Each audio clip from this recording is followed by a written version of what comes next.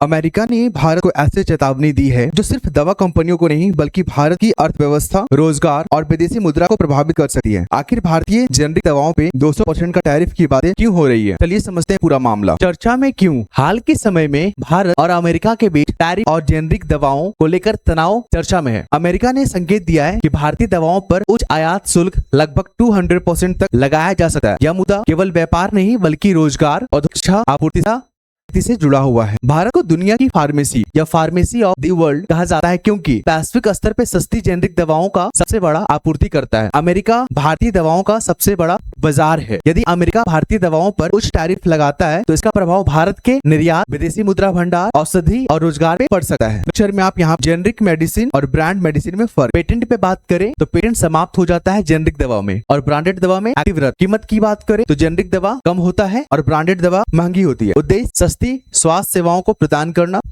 और ब्रांडेड में अनुसंधान लागत वसूलना, ये इसका मेन उद्देश्य होता है। जैसे कि पैरासीटामोल एग्जांपल में जेनरिक का एग्जांपल हो गया, क्रोसिन ये ब्रांडेड मेडिसिन हो गया। पिक्चर में आप देख सकते हो यहाँ पे आर 49% चीपर। अमेरिका उच्च टैरिफ क्यों लगाना चाहता है भारत पे? तो घरेलू उद्योग को बढ़ावा देना चाहता है, रोजगार सृजन, विदेशी निर्भरता कम करना, कोविड-19 के बाद स्वास्थ्य आपूर्ति सुरक्षा को, रणनीतिक उद्योगों की सुरक्षा। कोविड से क्या सीखा? तो महामारी के दौरान अमेरिका को महसूस हुआ कि महत्वपूर्ण दवा और चिकित्सा उपकरणों के लिए दूसरे देशों पर अत्यधिक निर्भरता जोखिमपूर्ण हो सकता है। भारत को संभावित नुकसान, निर्यात पर प्रभाव। अमेरिका भारतीय दवा निर्यात का प्रमुख केंद्र है। उच्च टैरिफ से भारतीय दवाएं महंगी हो जाएगी। विदेशी मुद्रा भंडार, निर्यात कम होने पर आय भारत का घट सकता है। विदेशी मुद्रा भंडार पर दबाव पड़ सकता है। रोजगार, दवा उद्योग लाखों लोगों को रोजगार देती है। निर्यात में कमी से प्रत्यक्ष रोजगार प्रभावित हो सकते हैं। निवेश, विदेशी निवेशकों का जो विश्वास है ना प्रभावित हो सकता है और उत्पादन विस्तार की योजनाएं धीमी पड़ सकती है। पिक्चर में आप देख सकते हो भारत अमेरिका के प्रमुख विवादित मुद्दे।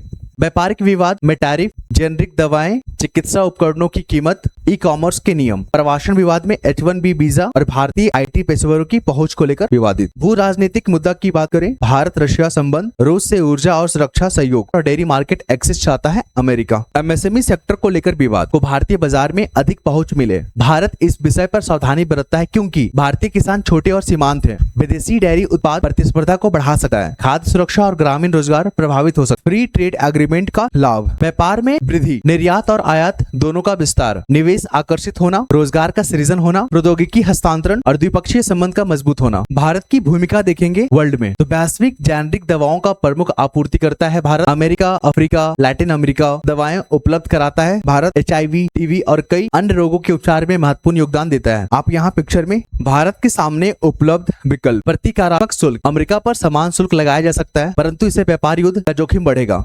वैकल्पिक बाजारों का विस्तार, अफ्रीका, अरब देश, लैटिन अमेरिका, मध्य एशिया, दक्षिण पूर्व एशिया, अनुसंधान और नवाचार पे फोकस करना होगा। भारत को केवल जेनरिक दवा निर्माता बनकर नहीं रहना है। बायोटेक्नोलॉजी, वैक्सीन अनुसंधान, उन्नत चिकित्सा तकनीक पे मेक इन इंडिया के संदर्भ में यदि अमेरिका अपनी उद्योग सुरक्षा के लिए शुल्क बढ़ाता है तो भारत को भी घरेलू विनिर्माण, चिकित्सा उपकरण उद्योग, जैव प्रौद्योगिकी पर उत्पादन आधारित प्रोत्साहन को गति देनी चाहिए। वर्तमान वैश्विक संदर्भ में भारत की स्थिति, विश्व की शीर्ष 5 अर्थव्यवस्था में शामिल, तेजी से बढ़ता उपभोक्ता बाजार, वैश्विक आपूर्ति श्रृंखला, डिजिटल और विनिर्माण क्षेत्र में तेजी से उभर रहा है। कंक्लूजन में बात करेंगे, भारत अमेरिका टैरिफ विवाद केवल व्यापारिक मुद्दा नहीं बल्कि यह स्वास्थ्य, सुरक्षा, औद्योगिक नीति, वैश्विक आपूर्ति श्रृंखला, रणनीतिक स्वायत्तता से जुड़ा प्रश्न है। भारत को आदर्शवाद, यथार्थवाद के बीच संतुलन बनाकर चलना होगा। आगे की राह में हम लोग नए बाजार की विस्तार, अनुसंधान नवाचार में निवेश, मेक इन इंडिया को गति, वैश्विक साझेदारी का विविधीकरण, स्वास्थ्य सेवाओं में भारत की नेतृत्वकारी भूमिका को मजबूत करना होगा।